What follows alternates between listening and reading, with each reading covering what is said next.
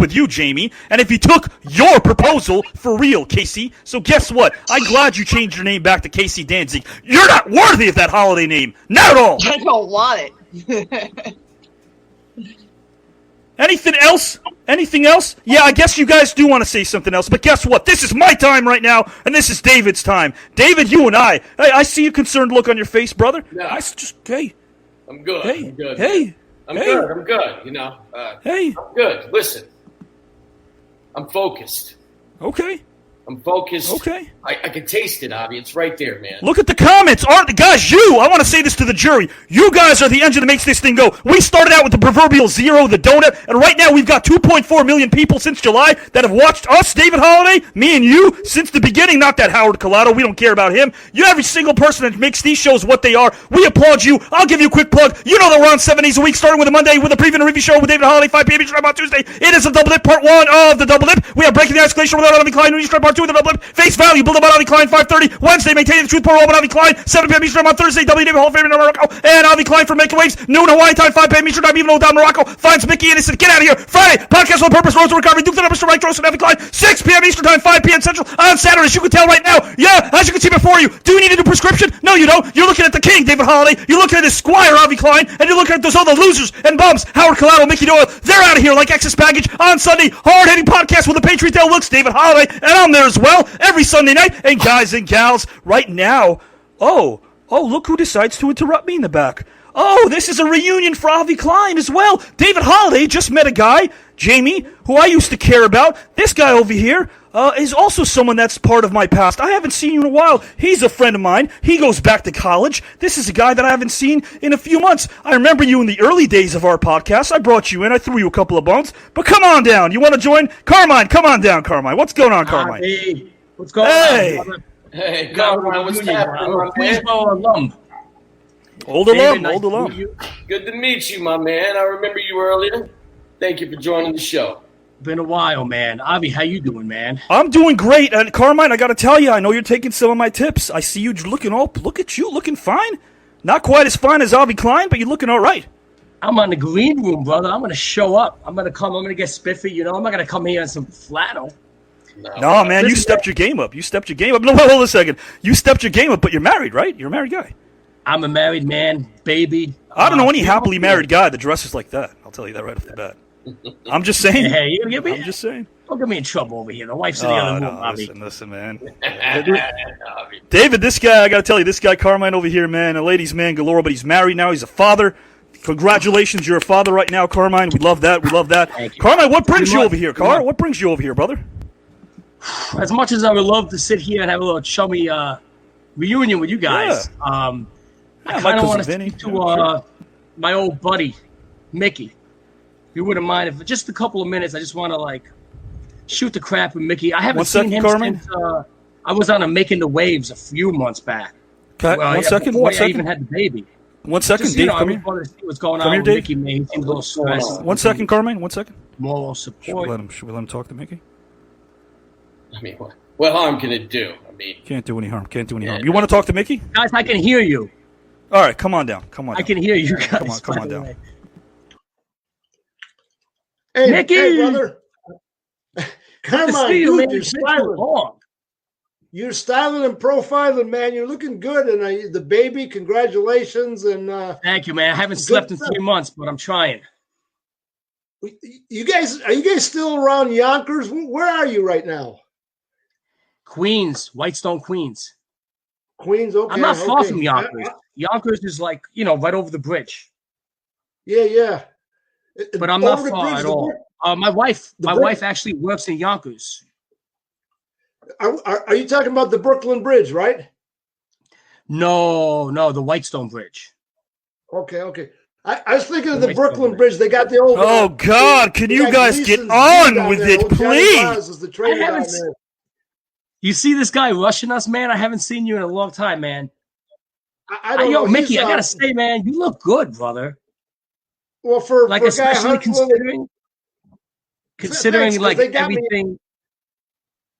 everything you've been through. Yeah, you guys got some great chemistry. You can't even get a word in edgewise before you cut each other off. Brother, they've been putting me on the cross. What is he doing?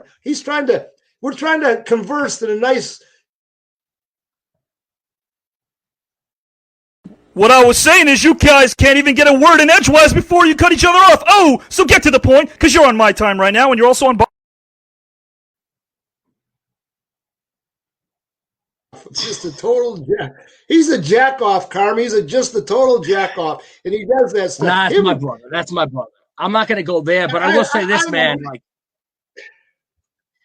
considering all the crap you've been through in these last couple of months, Mickey, I gotta say you're handling yourself well, man. You look all right. That's part of the reason why I'm here. You're probably wondering. I've been following your case. I've been following everything here in the green room in the last couple of months, and I'll be honest with you, man. I got triggered. I think the main reason I got triggered is because, like, as I'm following your case, there's one word that kept coming to my mind. One word. And that word was injustice. And it triggered me because look at the year we're in. Look at the year we're in for a second, Mickey. 2020. This is the year that we just got out of. The year of injustice, right? So many injustices that have been out of our control. Coronavirus taking millions of jobs away from Americans. That's not justice. Department stores and supermarkets being open for business while small businesses and restaurants have to close down. That's not justice. But here's the thing. I can't control those things, Mickey. But when I look at your case, like as a microcosm for the world, I look at it as something that I can actually control in a sense. I feel like I could help you. I don't know quite how yet, but I feel like if anything, just a little moral support. Because up until tonight, when Nina had your back and Don Morocco showed up until tonight, you've been getting no love and no respect. And quite frankly, I don't get it. Because before I came to this green room, I was under the impression that everybody loved Irish Mikey Doyle. I mean, that's what I thought. Then I got to this green room, no love. I'll tell you this, brother, when this whole ordeal is over, they're going to have to write a sequel to your book, and they got to call it Everybody Loves Irish Mikey Doyle, ... except the green room. I mean, the least we can do is laugh at this, man. This is like a big joke. You're on mute right now. I can't hear you, but just hold on for a second, Mickey. Let me just finish here for a second. Here's the thing, man. I'm looking at this and I feel like nobody's asking the right questions. You know what I want to know, Mickey? I want to know, after your initial beef with Howard, the first public spat that you guys had, right? Way back a couple of months ago, Howard fires you from trying to fight Antonio. Meanwhile, you were the only guy looking for him. He fires you. I want to know who booked you a week later to interview Casey Dancing, Howard's girlfriend at the time. I want to know why you would be booked to interview the girlfriend of a guy that you were beefing with. And then I watched this courtroom. Nobody's asking these questions. It's like a complete mockery. I mean, we all know that it's Howard and David, behind this facade. So I'm just sitting there. I have an answer for you, though, Mickey. I'm not asking you. It was a rhetorical question. You know what the answer is? You know why you were booked? Do you know why you were booked to interview the girlfriend of a man that you were fighting with? Because this is a witch hunt, brother. This is a witch hunt. That can't be news to you, Mickey. This has been a setup from the very beginning. I don't think that anyone ever wanted you to succeed. I don't know if any of you were supposed to succeed, to be honest, and host this green room. I don't really know what's happening, but I definitely know that you've been set up from the very beginning. Everything you've done in this green room so far was part of an elaborate scheme to paint this narrative that you're some kind of predator, that you're some kind of woman hater, that you're some kind of person that I know you're not. That's why I'm in here. I look at you, brother, and I see a lot of myself in you. I see when I'm older, I want to be half the man you are. I want to still be out there being funny.